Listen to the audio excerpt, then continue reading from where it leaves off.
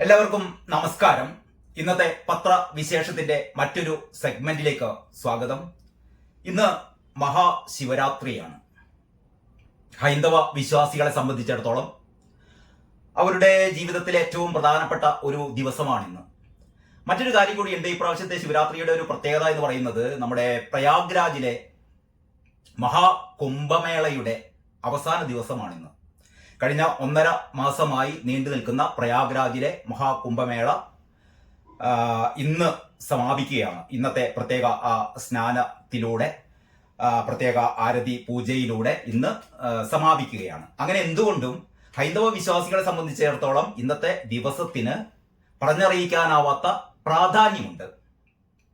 ഇന്ന് നമ്മുടെ പത്രങ്ങൾ എങ്ങനെയാണ് ഈ ശിവരാത്രി ആഘോഷത്തെ സമീപിച്ചത് എന്ന് നോക്കുന്നത് വളരെ കൗതുകകരമായിരിക്കും. സാധാരണ രീതിയിൽ ഇത്തരം വിവിധ മതവിഭാഗങ്ങളുടെ ആഘോഷങ്ങൾ പത്രങ്ങളും ആഘോഷമാക്കാറുണ്ട്, എല്ലാ മതവിഭാഗങ്ങളുടെയും. പക്ഷെ ഈ അടുത്ത കാലത്തായി കാണുന്ന ഒരു പ്രവണത ഹൈന്ദവ വിശ്വാസികളുടെ ഇത്തരത്തിൽപ്പെട്ട ഉത്സവങ്ങൾ, അത്തരം ഉത്സവങ്ങൾ പത്രങ്ങൾ അത് പ്രസിദ്ധീകരിക്കാതിരിക്കുക. പണ്ട് ചെയ്ത പോലെ, പണ്ട് എല്ലാ തരത്തിലുള്ള ഹിന്ദുക്കളുടെ ആയാലും മുസ്ലിങ്ങളുടെ ആയാലും ക്രിസ്ത്യാനികളുടെ ആയാലും എല്ലാ ആഘോഷങ്ങളും വേണ്ടതിലധികം തന്നെ, ഒരുപക്ഷെ വേണ്ടതിലധികം പ്രാധാന്യം പത്രങ്ങൾ നൽകുന്ന ഒരു കാലമൊക്കെ ഉണ്ടായിരുന്നു. പക്ഷെ ഇപ്പം കാണുന്നത് ഹൈന്ദവ വിശ്വാസികളുടെ ഇത്തരം ആഘോഷങ്ങളെ കുറിച്ച് പത്രങ്ങൾ ഏറ്റവും മിനിമം കൊടുത്തു എന്ന് പേരിന് എന്തെങ്കിലും ഒന്ന് കൊടുക്കുന്നു. ചില പത്രങ്ങൾ അതിനെക്കുറിച്ച് മിണ്ടാറേയില്ല. കാരണം ഹൈന്ദവ വിശ്വാസത്തെ പറ്റി പറഞ്ഞാൽ അത് വർഗീയതയാണ് എന്നൊരു നരേറ്റീവ് നമ്മുടെ ഇടതുപക്ഷ ഒരു സെക്ടറിൽ നിന്ന്, അല്ലെങ്കിൽ ഇവിടുത്തെ ഒരു മുസ്ലിം തീവ്രവാദികളിൽ നിന്ന് വന്നു പെട്ടിരിക്കുന്നു. കാരണം ഇടതുപക്ഷത്തെ സംബന്ധിച്ചിടത്തോളം അവരുടെ പ്രധാന വോട്ട് ബാങ്ക് എന്ന് പറയുന്നത് ഇപ്പം ഈ ഹൈന്ദവ വോട്ട് ബാങ്ക് പതുക്കെ അവരിൽ നിന്ന് ഒലിച്ചു പോവുകയാണ്.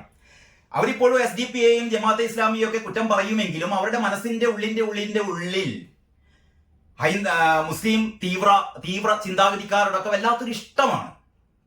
അപ്പൊ എന്താ ചെയ്യാന്ന് വെച്ചാൽ ഹൈന്ദവ വിശ്വാസങ്ങളെ മുഴുവൻ, ഹൈന്ദവ ആചാരങ്ങളെ മുഴുവൻ RSSും BJPയുമായി കൂട്ടിക്കെട്ടുകയും, അമ്പലത്തിൽ പോകുന്ന ആൾക്കാർ മുഴുവൻ RSSകാരാണ്, കയ്യിൽ ചരട് കെട്ടുന്ന ആൾക്കാർ മുഴുവൻ RSSകാരാണ്, അല്ലെങ്കിൽ കാവിമുണ്ടെടുക്കുന്നവർ മുഴുവൻ RSSകാരാണ്, അല്ലെങ്കിൽ BJPക്കാരാണ്, സംഘികളാണ്, ചന്ദനക്കുറി തൊടുന്നവർ മുഴുവൻ സംഘികളാണ്, RSSകാരാണ്, BJPക്കാരാണ് എന്ന തരത്തിലുള്ള ഒരു നറേറ്റീവ് ഇവിടെ ഇങ്ങനെ ശക്തി പ്രാപിച്ചുകൊണ്ടിരിക്കുകയാണ്. ഞാൻ പറയാൻ കാരണം ഇന്നത്തെ ഈ ശിവരാത്രി ദിനത്തിൽ നമ്മുടെ പത്രങ്ങൾ എങ്ങനെയാണ് ആ ഒരു സംഭവം കൊടുത്തത് എന്ന് നോക്കുന്നത് കൗതുകകരമായിരിക്കും.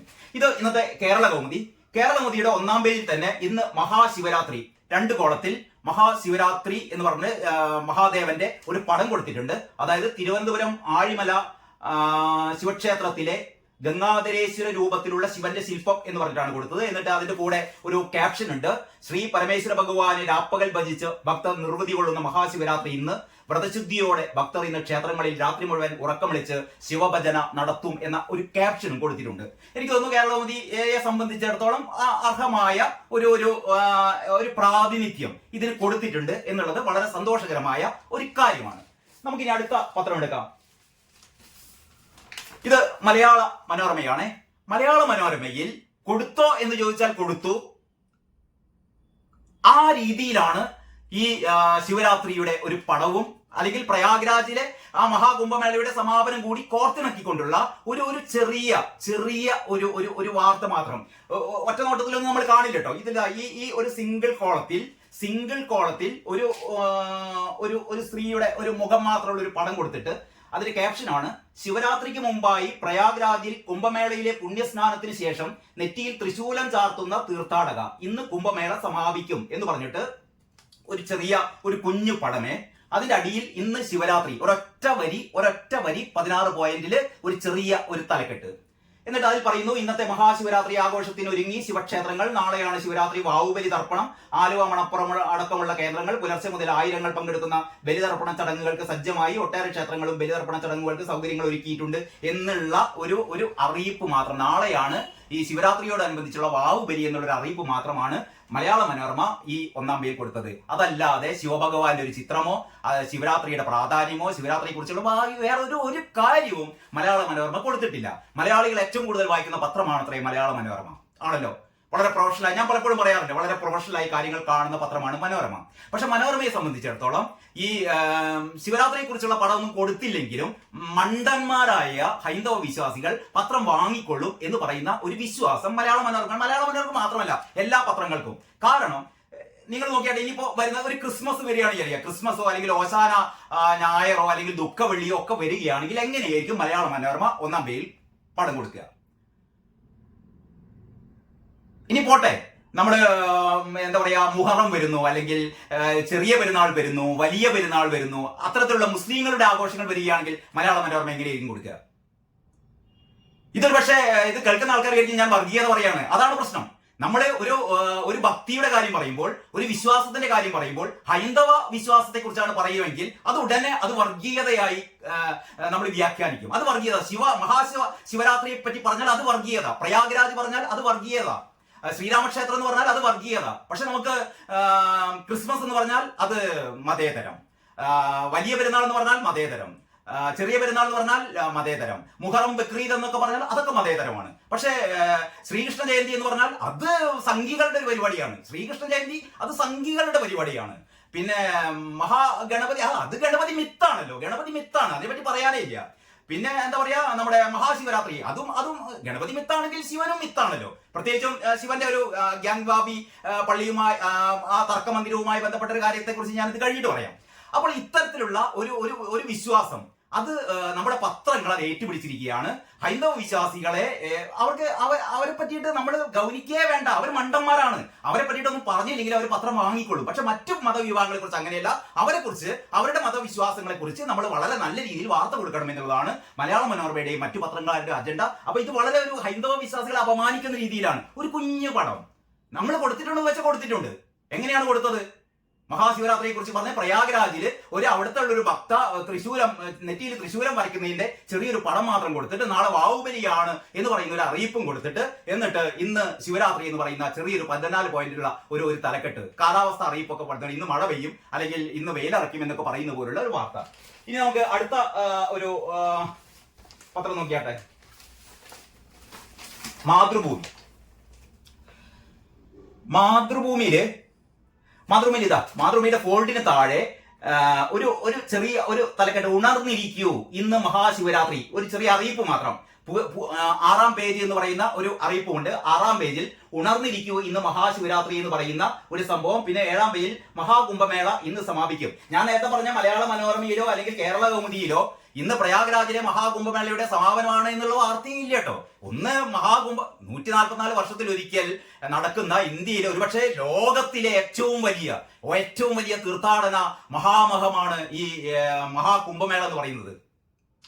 കോടികൾ വന്നെത്തി നിൽക്കുന്ന അത്തരത്തിലുള്ള 64 65 കോടികൾ കഴിഞ്ഞു എന്ന് പറയുന്നു അവിടുത്തെ ഈ കഴിഞ്ഞ 1.5 മാസത്തിനിടയിൽ അവിടെ എത്തിയ ഭക്തജനങ്ങൾ.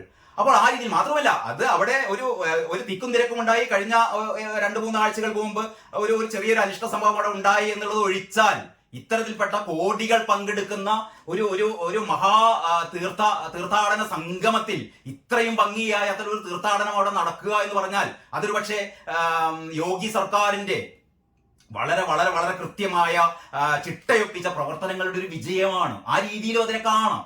അപ്പോൾ അതിനെക്കുറിച്ചൊന്നും ആരും മിണ്ടുന്നില്ല. പ്രയാഗ്രാജിലെ ആ സംഭവത്തെ കുറിച്ച് മിണ്ടുന്നില്ല. ആകെ പത്രങ്ങളൊക്കെ സടകുടഞ്ഞ് എഴുന്നേറ്റത് ഈ അന്നത്തെ ആ തിക്കിലും തിരക്കിലും പെട്ടി. അതിപ്പം എനിക്ക് തോന്നുന്നു അടുത്ത ആഴ്ചയോ അതിന്റെ അടുത്ത ആഴ്ചയോ അന്വേഷണ കമ്മീഷൻ റിപ്പോർട്ട് സമർപ്പിക്കും. ഇപ്പോഴേ അതൊരു മനഃപൂർവ്വമായി ഉണ്ടാക്കിയ, ഇതിനെ ഈ മഹാകുംഭമേളയെ തകർക്കാൻ വേണ്ടിയിട്ട് വളരെ കൃത്യമായി ആസൂത്രണം ചെയ്തുണ്ടാക്കിയ ഒരു തിക്കും തിരക്കുമായിരുന്നു അവിടെ ഉണ്ടായിരുന്നത് എന്നുള്ളതിനെ കുറിച്ചുള്ള സൂചനകളൊക്കെ ലഭിച്ചുകൊണ്ടിരിക്കുന്നുണ്ട്. ഏതായാലും റിപ്പോർട്ട് വരട്ടെ, ഞാൻ അതിലേക്ക് കടക്കുന്നത്. അവിടെ ഒരു 30 പേരാണ് മരിച്ചത്. പക്ഷെ ഇപ്പോഴും ദേശാഭിമാനി ഉൾപ്പെടെയുള്ള പത്രങ്ങൾ പറഞ്ഞുകൊണ്ടിരിക്കുന്നത് 30 40, 50, 60, 70 അങ്ങനെ അവരുടെ മനസ്സിൽ ഇതൊരു ഒരു ദുരന്തമായി മാറണമെന്ന് പറയുന്ന ഒരു വൃത്തികെട്ട ചിന്തയായിരുന്നു ഈ പത്രക്കാരുടെ ഉള്ളിൽ ഉണ്ടായിരുന്നു കേട്ടോ. ഞാൻ എല്ലാ പത്രക്കാരെയും കുറ്റപ്പെടുത്തുന്നില്ല, പ്രത്യേകിച്ചും ദേശാഭിമാനി അന്നത്തെ തലക്കെട്ട് ഞാൻ പ്രത്യേകിച്ച് അന്ന് വീഡിയോ ചെയ്തിരുന്നു. എല്ലാ പത്രങ്ങളും 30 പേർ മരിച്ചു എന്ന് പറഞ്ഞപ്പോൾ, ദേശീയ പത്രങ്ങൾ അടക്കം 30 പേർ മരിച്ചു എന്ന് പറയുമ്പോൾ ദേശാഭിമാനി പറയുന്നത് 40 പേർ എന്നായിരുന്നു. 40 പേർ മരിച്ചു. എന്നിട്ട് ഉള്ളിൽ പേജിലൊക്കെ 50, മരണസംഖ്യ ചിലപ്പോൾ 50 ആകാം 60 ആകാം എന്നൊക്കെ അവർ പറഞ്ഞിരുന്നു. അപ്പൊ മാതൃഭൂമിയെ സംബന്ധിച്ചിടത്തോളം മാതൃഭൂമി 1-ാം പേജിൽ ഒരു അറിയിപ്പ് മാത്രം.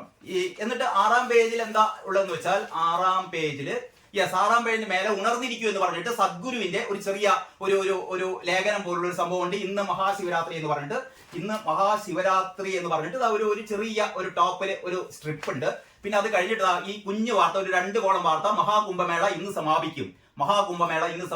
വൻ ഭക്ത സാന്നിധ്യം കൊണ്ട് ലോക ശ്രദ്ധയെ ആകർഷിച്ച മഹാകുംഭമേളയ്ക്ക് മഹാശിവരാത്രി ദിനത്തിൽ സമാപനം. ചടങ്ങിലെ അവസാന പ്രധാന സ്നാന ചടങ്ങുകൾ ബുധനാഴ്ചയാണ്. ഇതുവരെ 64 കോടിയിലേറെ പേർ പുണ്യസ്നാനം ചെയ്തെന്നാണ് ഉത്തർപ്രദേശ് സർക്കാരിന്റെ കണക്ക് എന്ന് പറഞ്ഞിട്ട് ഒരു കുഞ്ഞു വാർത്ത മാതൃഭൂമി കൊടുത്തിരിക്കുന്നു. ഇനി നമ്മള് ഏതാ എടുക്കാം? മാധ്യമം പിന്നെ മാധ്യമത്തിന് അങ്ങനെ ഒരു സംഭവമില്ല. മാധ്യമം അവിടെ അനിഷ്ട സംഭവങ്ങൾ മാത്രമേ, ഈ ദുരന്തങ്ങൾ മാത്രമേ മാധ്യമം റിപ്പോർട്ട് ചെയ്യാറുള്ളൂ. അതല്ലാതെ മാധ്യമത്തിൽ അങ്ങനെ ഒരു ശിവരാത്രിയുമില്ല, മഹാകുംഭമേളയുമില്ല. പിന്നെ ഉള്ളത് നമ്മുടെ സഖാക്കളുടെ പത്രമാണ് ദേശാഭിമാനി. പിന്നെ ശിവൻ എന്ന് പറഞ്ഞാൽ അത് വർഗീയതയാണല്ലോ. ഗണപതി മിത്താണെന്നവരുടെ സഖാക്കള് 100 പ്രാവശ്യം 1000 പ്രാവശ്യം ആവർത്തിച്ചു കഴിഞ്ഞാൽ ഗണപതി മിത്താണ്, അതുകൊണ്ട് ശിവനും മിത്താണ്. അതുകൊണ്ട് ശിവന്റെ ഒരു വരി പോലില്ല. ശിവൻ എന്ന് പറയുന്ന ഒരു സംഭവം കൂടി ഇതിന്റെ അകത്ത് കൊടുക്കുന്ന ഒരു പ്രശ്നമേ നമ്മുടെ ദേശാഭിമാനിക്കില്ല. അപ്പൊ ദേശാഭിമാനിക്ക് മഹാശിവരാത്രിയുമില്ല, പ്രയാഗ്രാജുമില്ല, ഒന്നുമില്ല.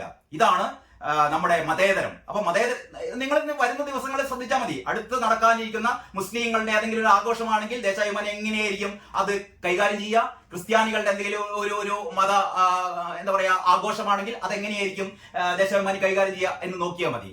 ശ്രീകൃഷ്ണ ജയന്തി ഇവര് തൊടില്ല, ഇത്തരത്തിലുള്ള മഹാശിവരാത്രിയും തൊടില്ല. ഇതാണ് പത്രങ്ങളുടെ മതേതര സ്വഭാവം എന്ന് പറയുന്നത്. ഈ വീഡിയോയിൽ ഞാൻ പ്രധാനമായിട്ടും നിങ്ങളോട് പറയാൻ ഉദ്ദേശിക്കുന്നത് ഈ ഒരു കാര്യം മാത്രമാണ്. ഇതിനോട് അനുബന്ധമായി ഒരു കാര്യം കൂടി പറയട്ടെ. നമ്മുടെ പി സി ജോർജ് റിമാൻഡിലാണല്ലോ, ഇപ്പം ആശുപത്രിയിൽ കഴിയുകയാണ്. മറ്റ് സാധാരണ നമ്മുടെ CPM നേതാക്കളെ മാതിരി അറസ്റ്റ് ചെയ്ത് വിടുമ്പോൾ നെഞ്ചുവേദന എന്ന് പറഞ്ഞാണ് നിലവിളിച്ചതൊന്നുമല്ല.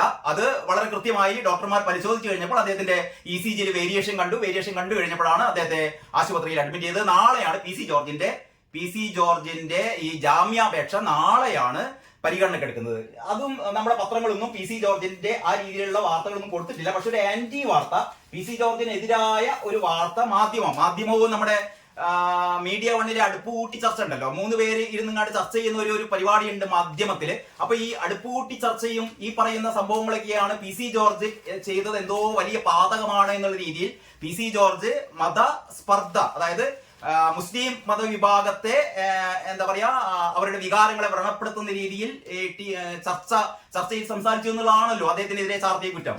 ഇതില് മാധ്യമത്തില് ആ വാർത്ത കൊടുത്തത്, പി സി ജോർജിന്റെ വാർത്ത,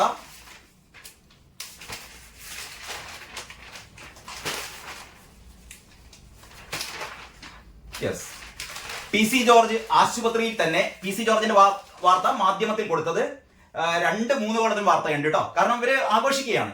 പി സി ജോർജ് ആശുപത്രിയിൽ തന്നെ, ആരോഗ്യനിലയിൽ പ്രശ്നമില്ലെന്ന് ഡോക്ടർമാർ, പോലീസ് നിരീക്ഷണത്തിലും സുരക്ഷയിലും ICUവിൽ തുടരുകയാണ്. എന്നിട്ട് അതിന്റെ അവസാനം പറയുന്നു, ആരോഗ്യനില തൃപ്തികരമാണ് എന്ന് പോലീസ് വൃത്തങ്ങൾ പറഞ്ഞു. ആരോഗ്യനില മെച്ചപ്പെട്ട ശേഷമേ ജയിലിലേക്ക് മാറ്റൂ. പിന്നെ പോലീസ് വ്യക്തമാക്കിയത്, ജനുവരി 5-ന് ചാനൽ ചർച്ചയിൽ പങ്കെടുക്കവേ ഒരു മതവിഭാഗത്തെ പൂർണ്ണമായും അധിക്ഷേപിക്കുന്ന നിലപാടാണ് ജോർജ് കൈക്കൊണ്ടത്. അതായത് മുസ്ലിം മതവിഭാഗത്തെ അധിക്ഷേപിക്കുന്ന നിലപാടാണ് ജോർജ് കൈക്കൊണ്ടത്. ഇക്കാര്യം ചൂണ്ടിക്കാട്ടി Muslim League, Youth League, Erattupetta town committee നൽകിയ പരാതിയുടെ അടിസ്ഥാനത്തിൽ ആണ് കേസെടുത്തത് എന്ന് അവസാനം പറയുന്നുണ്ട്. എന്തുകൊണ്ടാണ് എന്നുള്ളത്. അത് കഴിഞ്ഞിട്ട് വീണ്ടും ജാമ്യാപേക്ഷ നൽകി കോടതി നാളെ പരിഗണിക്കും. നാളെ നമ്മുടെ പി സി ജോർജിന്റെ ജാമ്യാപേക്ഷ നാളെ പരിഗണിക്കുമെന്നാണ് പറയുന്നത്. പി സി ജോർജ് എന്തായിരുന്നു പി സി ജോർജ് മുസ്ലിം വിഭാഗത്തിനെതിരെ അല്ലെങ്കിൽ മുസ്ലിം മതത്തിനെതിരെ പറഞ്ഞത് എന്നുള്ളത് ഇപ്പോഴും പലർക്കും അറിയില്ല. കാരണം നമ്മുടെ ജനം TVയിലായിരുന്നു, ജനുവരി 5-നോ 6-നോ നടന്ന ജനം TV ഡിബേറ്റിലായിരുന്നു പി സി ജോർജ് ഈ തരത്തിലുള്ള ഒരു വിവാദ പ്രസ്താവന നടത്തിയത്. ഇപ്പൊ യഥാർത്ഥത്തിൽ ആ ഒരു നിങ്ങൾക്ക് നോക്കിയാൽ കാണാം. കാരണം നമ്മുടെ ഓൺലൈനിൽ അല്ലെങ്കിൽ ഗൂഗിളിൽ നിങ്ങൾ സെർച്ച് ചെയ്ത് കഴിഞ്ഞാൽ ഈ ജനുവരി 5-ലെ ആ ജനം TV ഡിബേറ്റ് നിങ്ങൾക്ക് കാണാം. അതില് മുസ്ലിം ലീഗിന്റെ ഒരു പ്രതിനിധി ഉണ്ടായിരുന്നു, CK ഷാക്കിർ ആയിരുന്നു ഒരു പാനലിസ്റ്റ്. പിന്നെ പി സി ജോർജും, പിന്നെ ഒരു കോൺഗ്രസിന്റെ പ്രതിനിധി ഉണ്ടായിരുന്നു, ഞാൻ പേര് മറന്നുപോയി. ഏതായാലും ഈ ഒരു പി സി ജോർജിനെ പ്രകോപിപ്പിച്ചത് ഷാക്കിർ ആയിരുന്നു. ഷാക്കിർ എന്ന് പറഞ്ഞ മുസ്ലിം ലീഗിന്റെ പ്രതിനിധി പി സി ജോർജിന്റെ വായിൽ കോലിട്ട് കുത്തുകയായിരുന്നു. പി സി ജോർജ് യഥാർത്ഥത്തിൽ പി സി ജോർജ് പറയാൻ പാടില്ലാത്ത രീതിയിലുള്ള ചില വിവാദ പരാമർശങ്ങളൊക്കെ നടത്തിയ കാര്യം ഞാൻ സമ്മതിക്കുന്നു. കാരണം പി സി ജോർജ് പറഞ്ഞ ഏറ്റവും പ്രധാനപ്പെട്ട 2-3 കാര്യങ്ങൾ എന്ന് പറഞ്ഞത് വേറൊന്നും പി സി ജോർജ് മുസ്ലിം മതവിഭാഗത്തെ അല്ല കേട്ടോ കുറ്റപ്പെടുത്തിയത്. ഇതൊരു മുസ്ലിം ലീഗുമായുള്ള ഒരു രാഷ്ട്രീയ ചർച്ചയായിരുന്നു. ഇത് യഥാർത്ഥത്തിൽ മത ചർച്ചയായിരുന്നില്ല. അതാണ് പ്രശ്നം. ഇതൊരു മതചർച്ചയായിരുന്നില്ല, രാഷ്ട്രീയ ചർച്ചയായിരുന്നു മുസ്ലിം ലീഗ്. അപ്പൊ മുസ്ലിം ലീഗിന്റെ ചില വർഗീയ നിലപാടുകളാണ് പി സി ജോർജ് ഈ ചാനൽ ചർച്ചയിൽ ആരോപിച്ചത്. അതായത് പാലക്കാടൊക്കെ നമ്മുടെ പാലക്കാട് ബി ജെ പി സ്ഥാനാർത്ഥിക്കെതിരെ ഇവിടെ കെ ടി ജലീലും പി കെ കുഞ്ഞാലിക്കുട്ടിയും പിന്നെന്താ പറയുക SDP-ക്കാരും ജമാഅത്തെ ഇസ്ലാമിക്കാരും എല്ലാ മുസ്ലിം തീവ്രവാദ സംഘടനകളും അതല്ലാത്ത മുസ്ലിം സംഘടനകളും എല്ലാവരും കൂടി ഒത്തുകൂടി ഇവിടെ BJP-ക്കെതിരെ ഒരു ഹൈന്ദവ വിരുദ്ധ ഒരു കൂട്ടുകെട്ട് ഉണ്ടാക്കി എന്നുള്ള രീതിയിലൊക്കെയായിരുന്നു പി സി ജോർജ് ഇത് പറഞ്ഞുകൊണ്ട് വന്നത്. അതിന്റെ പറച്ചിലിനിടയിൽ എനിക്ക് തോന്നുന്നു മുസ്ലിം ആൾക്കാർ പാകിസ്ഥാനിലേക്ക് പോകണമെന്നോ അല്ലെങ്കിൽ ഇവിടെ ഈ ഹൈന്ദവ ക്രിസ്ത്യാനികൾക്കെതിരെ, ഹൈന്ദവ വിഭാഗത്തിനും ക്രിസ്ത്യാനികൾക്കുമെതിരെ മുസ്ലിം വിഭാഗം ഭയങ്കര ആക്രമണം നടത്തുന്നു എന്നുള്ള തരത്തിലും ഇവര് മതരാഷ്ട്രം കെട്ടിപ്പടുക്കുന്നതിന് വേണ്ടിയിട്ട് മുസ്ലിം പ്രത്യേകിച്ച് SDP-ക്കാരും ജമാഅത്തെ ഇസ്ലാമിക്കാരും ഒക്കെ ചെയ്യുന്നതാണ്. അവരുടെ ഒക്കെ ലക്ഷ്യം അതാണ്. ഇവിടെ ഇന്ത്യയെ ഒരു ഇസ്ലാമിക രാഷ്ട്രമാക്കുക എന്നുള്ളതാണ് ഇവിടെ SDP-ക്കാരുടെയും പോപ്പുലർ ഫ്രണ്ടുകാരുടെയും ജമാഅത്തേക്കാരുടെയും ഒക്കെ ഏറ്റവും പ്രധാനപ്പെട്ട അവരുടെ ലക്ഷ്യം അതാണ്. അവർ പ്രകടമാക്കിയതാണ്. അടുത്ത ഒരു 25 കൊല്ലത്തിനുള്ളിൽ ഇന്ത്യയെ ഇസ്ലാമിക രാഷ്ട്രമാക്കാൻ വേണ്ടിയിട്ട് അവര് രംഗത്തിറങ്ങിയിരിക്കുകയാണ് എന്നാണ് പറഞ്ഞത്. അപ്പോൾ ഇത്തരം കാര്യങ്ങളെല്ലാം ചൂണ്ടിക്കാട്ടിയാണ് പി സി ജോർജ് സംസാരിച്ചത്. അപ്പൊ പി സി ജോർജ് ഈ ഇസ്ലാമിക തീവ്രവാദ സംഘടനകളെ ഫോക്കസ് ചെയ്യുന്നതിന് പകരം മുസ്ലിം ലീഗിനെയോ അല്ലെങ്കിൽ മുസ്ലിം ജനസാമാന്യത്തെ ഒരുമിച്ച് പലപ്പോഴും ഈ ഒരു രീതിയിൽ ഈ ഒരു നറേഷനിൽ കൊണ്ടുവരികയുണ്ടായി. അപ്പൊ സ്വാഭാവികമായും എനിക്ക് തോന്നുന്നത് പി സി ജോർജ് ഖേദപ്രകടനം നടത്തി എല്ലാ മുസ്ലിം വിഭാഗങ്ങളെയും ഇത്തരത്തിൽപ്പെട്ട പരാമർശിച്ചതിന് പേരിൽ ഖേദപ്രകടനവും നടത്തി കേട്ടോ. അപ്പൊ ഇതിന്റെ ഒക്കെ എതിരെയാണ് പി സി ജോർജിനെതിരെ കോടതി വളരെ കർശനമായ എന്താ പറയാ ജാമ്യം കൂടി നിഷേധിച്ചുകൊണ്ട് 14 ദിവസത്തേക്ക് റിമാൻഡ് ചെയ്തത്. പ്രശസ്ത അഭിഭാഷകനായ കെ രാംകുമാർ, ഒരുപക്ഷെ കേരളത്തിലെ ഏറ്റവും സീനിയർ മോസ്റ്റ് ആയ അഭിഭാഷകൻ, ഏറ്റവും പ്രശസ്തനായ അഭിഭാഷകൻ കെ രാംകുമാർ കഴിഞ്ഞ ദിവസം ഒരു TV ഡിബേറ്റിൽ അദ്ദേഹം പറയുകയുണ്ടായി. എന്നെ സംബന്ധിച്ചിടത്തോളം അത് രാംകുമാർ പറയുന്നത് ഒരുപാട് ഇത്തരത്തിലുള്ള എന്താ പറയാ കോടതി വ്യവഹാരങ്ങളിലൊക്കെ ഏറ്റവും സീനിയറായ രാംകുമാർ പറയുന്നു, പി സി ജോർജ് യഥാർത്ഥത്തിൽ ആ രീതിയിലുള്ള ഒരു മതസ്പർദ്ധ വളർത്തുന്ന ഒരു പരാമർശം പി സി ജോർജിന്റെ ഭാഗത്തു നിന്ന് ഉണ്ടായി എന്ന് ഞാൻ കരുതുന്നില്ല. കാരണം പി സി ജോർജ് ഒരു മതവിഭാഗത്തിലെ ഒരു രാഷ്ട്രീയ ചർച്ചയായിരുന്നു നടത്തിയത്.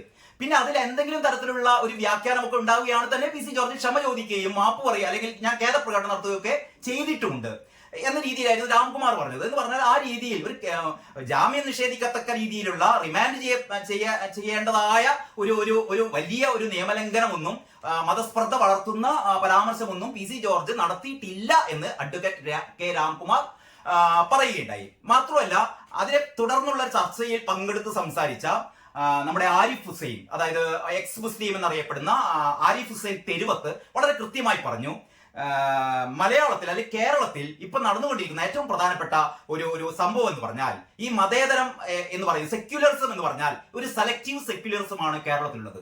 എന്ന് പറഞ്ഞാൽ ഹൈന്ദവ വിഭാഗത്തെ കുറിച്ച് നിങ്ങൾക്ക് എന്ത് വേണം പറയാം, ഹൈന്ദവ വിഭാഗത്തെ കുറിച്ച് നിങ്ങൾക്ക് എന്ത് വേണമെങ്കിലും പറയാം, ഗണപതി മിത്താണെന്ന് പറയാം, ആരും നിങ്ങളെ ചോദ്യം ചെയ്യില്ല, സരസ്വതിയുടെ നഗ്നചിത്രം വരയ്ക്കാം, ആരും നിങ്ങളെ ചോദ്യം ചെയ്യില്ല, ശിവനെ കുറിച്ച് നിങ്ങൾക്ക് എന്ത് വേണം പറയാം, ശിവലിംഗത്തെ കുറിച്ച് നിങ്ങൾക്ക് വായിൽ തോന്നിയത് മുഴുവനും പറയാം. അതൊക്കെ മതേതരമാണ്. പക്ഷേ നിങ്ങൾ അള്ളാഹുവിനെ കുറിച്ച് മിണ്ടരുത്, പ്രവാചകനെ കുറിച്ച് മിണ്ടരുത്, മറ്റു മതവിഭാഗങ്ങളെ കുറിച്ച് നിങ്ങൾ മിണ്ടരുത്. അതാണല്ലോ ഗോവിന്ദ മാഷോട് ചോദിച്ചത്. ഗോവിന്ദ മാഷ് പറഞ്ഞു ഗണപതി മിത്താണ്, എന്താ സംശയം, ഗണപതി മിത്താണ്. അപ്പൊ മാഷെ അള്ളാഹുവിനെ പറ്റി മിണ്ടരുത്, അത് മിത്തല്ല. അള്ളാഹു എന്ന് പറഞ്ഞാൽ അത് ഏകദൈവമല്ലേ, അതിനെക്കുറിച്ച് നമ്മൾ മിണ്ടാൻ പാടില്ല എന്ന് ഗോവിന്ദ മാഷ് പറയും. ഗോവിന്ദ മാഷ് മാത്രമല്ല, എല്ലാവരും അങ്ങനെയാണ് പറയുന്നത്. അപ്പോൾ ആ രീതിയിലുള്ള ഒരു അതായത് ഫ്രീഡം ഓഫ് സ്പീച്ച് എന്നുള്ളത്, ഫ്രീഡം ഓഫ് എക്സ്പ്രഷൻ എന്നുള്ളത് ഇവിടെ ഒരു മതവിഭാഗത്തിനെതിരെ നിങ്ങൾക്ക് എന്തും പറയാം, ഹൈന്ദവ വിഭാഗത്തിനെതിരെ ആർക്കും എന്തും പറയാം.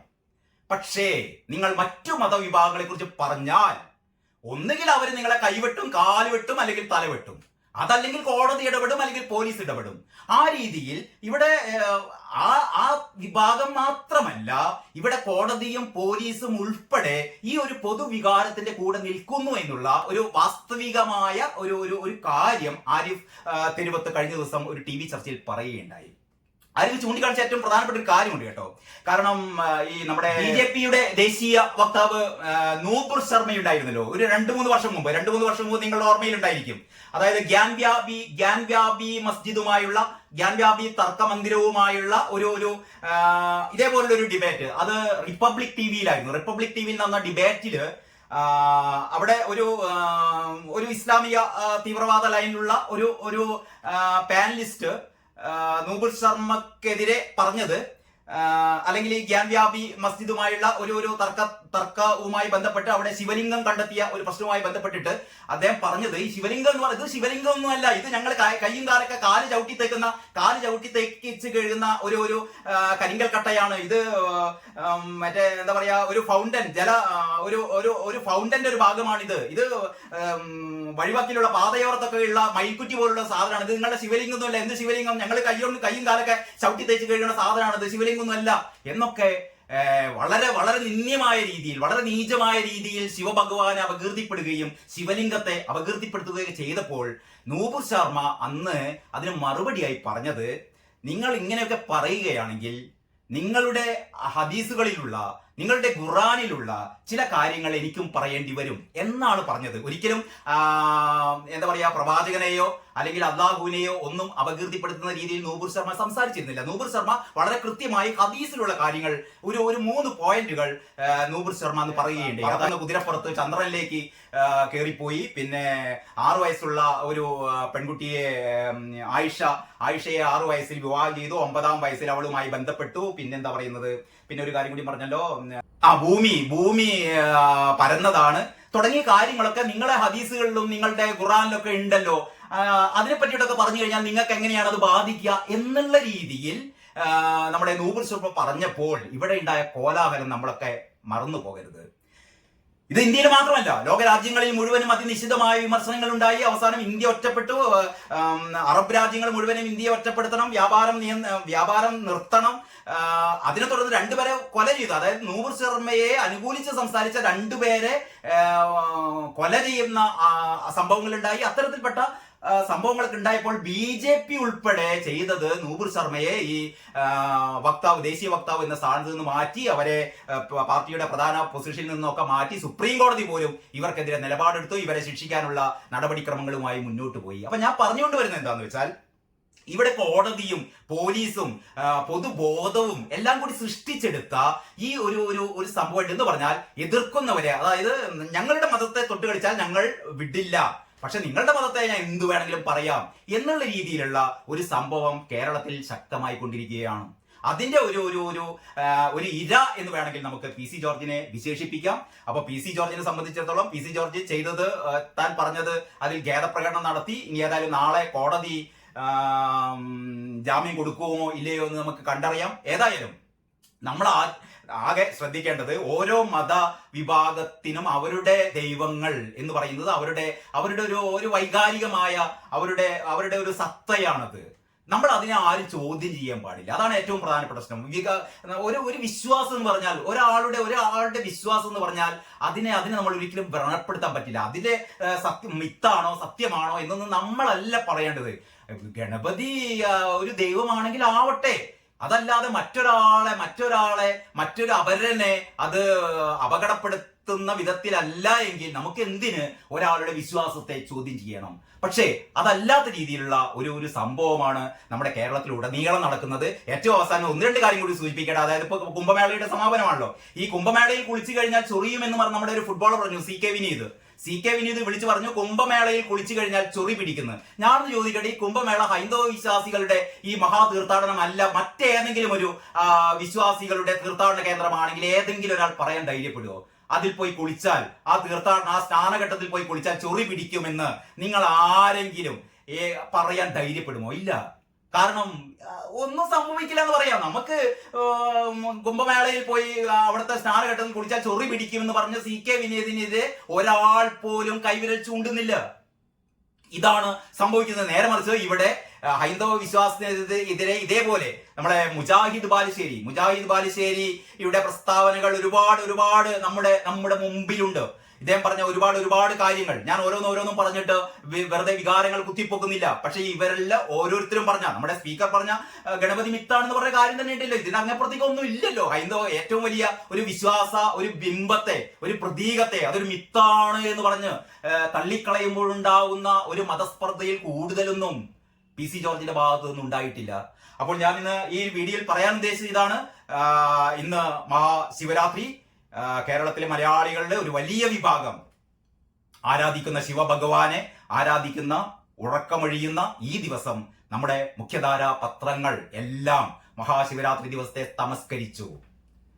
എന്നിട്ട് അവര് ഞങ്ങൾ മതേതരന്മാരാണ് എന്ന ഒരു നറേഷൻ ഉണ്ടാക്കാൻ, അതല്ലെങ്കിൽ ഞങ്ങൾ ഹൈന്ദവ വിശ്വാസികൾക്ക് എതിരാണ്, അതുകൊണ്ട് മറ്റു ന്യൂനപക്ഷ വിഭാഗങ്ങളെ വരൂ, ഞങ്ങളുടെ പത്രം ഇതാ നിങ്ങളുടെ പത്രമാണ് എന്നുള്ള രീതിയിലുള്ള ഒരു നറേഷൻ ഉണ്ടാക്കുകയാണോ ഇവരുടെ ശ്രമം എന്ന് എനിക്കറിയില്ല. ഏതായാലും ഇത് വളരെ മോശമാണ്. ഇത് എല്ലാ കാലത്തും ഹൈന്ദവ വിശ്വാസികൾ ഇങ്ങനെ മണ്ടന്മാരായി നിൽക്കില്ല എന്ന് മാത്രം സൂചിപ്പിക്കുകയാണ്. നമ്മൾ എല്ലാ മതവിശ്വാസങ്ങളെയും എല്ലാ ഭക്തരെയും നമ്മൾ മനസ്സിൽ ഉൾക്കൊള്ളണം. എല്ലാവരെയും നമ്മൾ ആ രീതിയിൽ തന്നെ കാണണം. ഒരു അപരമതത്തെ അല്ലെങ്കിൽ അപരവിശ്വാസത്തെ നമ്മൾ ഒരിക്കലും മനഃപൂർവ്വം അതിനെ ആക്ഷേപിക്കുകയോ അവഹേളിക്കുകയോ ചെയ്യരുത് എന്ന് മാത്രം അഭ്യർത്ഥിച്ചുകൊണ്ട് ഞാൻ ഈ വീഡിയോയുടെ അവസാനിപ്പിക്കുകയാണ്. എല്ലാവർക്കും നന്ദി, നമസ്കാരം.